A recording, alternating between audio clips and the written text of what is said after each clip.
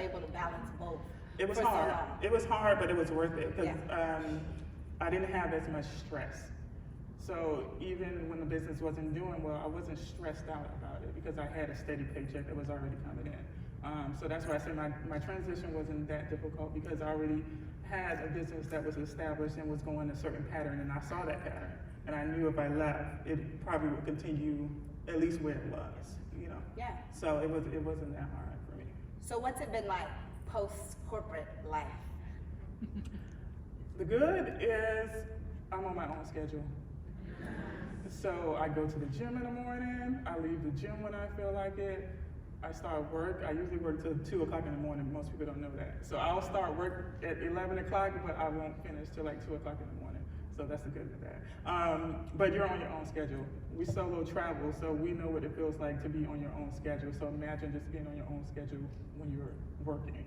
So that's the good. The bad are the things you don't expect. So my insurance went from $20 a month to $550, I think I pay a month in insurance alone. So, you know, just the things that, you know, that you don't expect, you know, not having a steady paycheck. So if it's not a good month, then I have to cut back on some things. And I think the ugly would be this gray hair that I have now.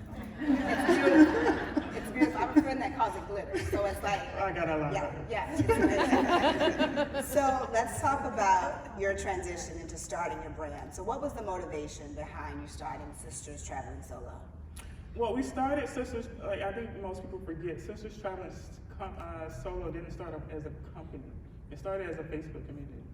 It still is a Facebook community, but it was just started as a Facebook community because I wanted to encourage other women to travel solo.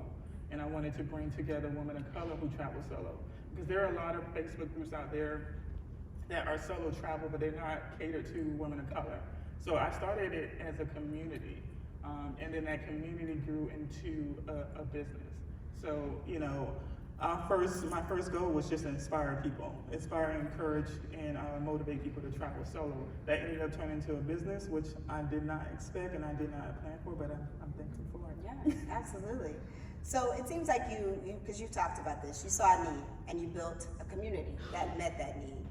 And in the travel world, traveling solo is not something that everybody is willing to do. It's not for everybody. Somebody mentioned that in one of the breakout sessions. Like it's not, if you're not a hiker, you don't want to go on a hiking vacation.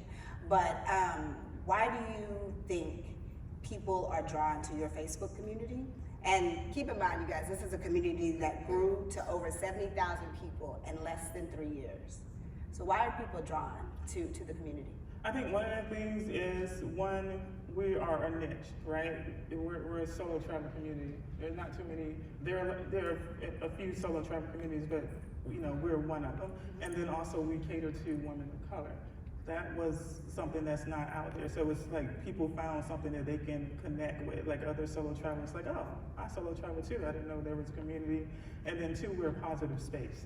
So within our group, it's a total positive space. There's no drama. I think some of you guys are my Facebook members, so you know it's no drama, and that's hard to find on Facebook, and then that's also hard to find in the travel community. Yeah. So I think once people realize, you know, we're a solo travel group and it's a positive space, then that just led them to us. Yeah, because it's super inspiring and motivating just to see all the pictures that Yeah. your community members are posting about their solo travels, all the selfies that they're taking, and you're like, oh, I want to go there. Exactly. And you can go there by yourself. Exactly. And there's somebody else that looked like me that went to this place solo. Yeah, Right. and you can reach out to those people and ask them Exactly. questions about that location before you go. Yes. So let's talk about how you took this community of 70,000 people and turned it into $1 million brand. And that $1 million brand, that's real, like $1 million. Real. Real money.